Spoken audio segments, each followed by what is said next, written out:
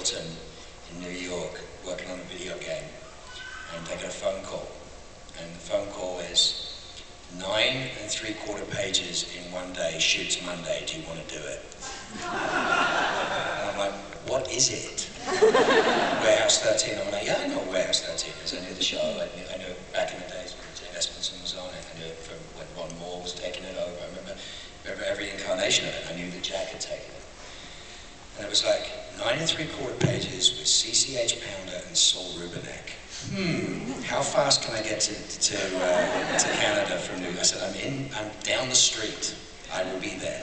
And it was like, can you go on Sunday? Because they want to do a run through.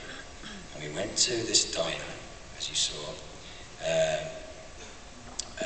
and walked in, and I hadn't met Saul, and I hadn't met Cece before, but I've worked with so many people that have worked with you both, big fans of both your work. And it was a sort of, we danced around for about 20 minutes. We both looked at each other and said, they're not going to actually make us do this now, are they? The director was expecting us to block this out hours. Perform it full out. And I said, and I looked at Mark, he went like this, just really slightly. He was just behind the director's head. The director was right here, and Mark was here, and you're me, and the director's going, let's see what it's like. And Mark's going like this.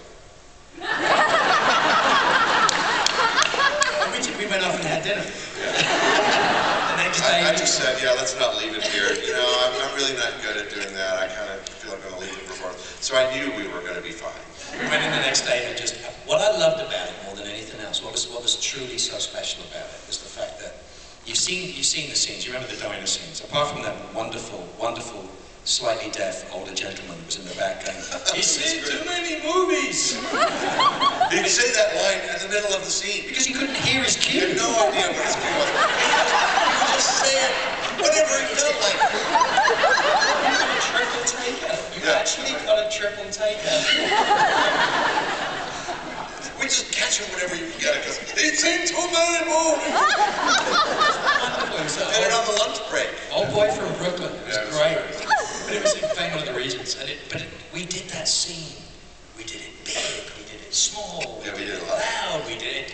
It was so many ways to go with it, and it was such a blessed event. And then to go from that, and then obviously working with CC and bumping in intimately to Artie's, to Artie's character was great. But then to play the scenes out with Eddie in the hallucinating episode, that was a lot of fun. There's stuff there that you will never see. Right? Yeah. Sorry, I was putting on some chapstick. There's this. I'm getting ready for you, man. Keep going. It's the man.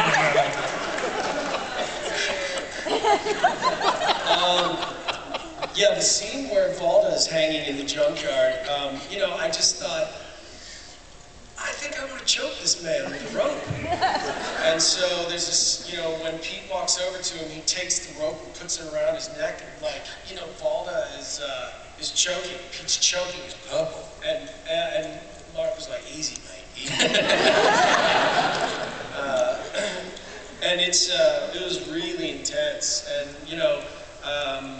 they thought it was a little too heavy for the show, but Mark had a great comment. He said it may have been too heavy for the show, but it really it set the tone for the scene, even though it doesn't exist for you guys. It helped us as actors to get where we needed to go for the scene. And it was dark stuff. Yeah. It was really dark stuff. And I think, if you get the DVDs, it'll probably be in the deleted scenes, but definitely worth it.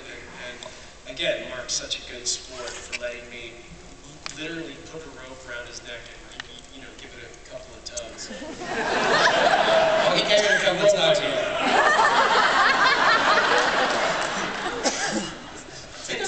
We got some fun stuff in that too, didn't we? We've got some interesting, we had a lot some exchanges going on between Artie and Valda. There's no love lost there. No. Tia, how about for you when you got the role?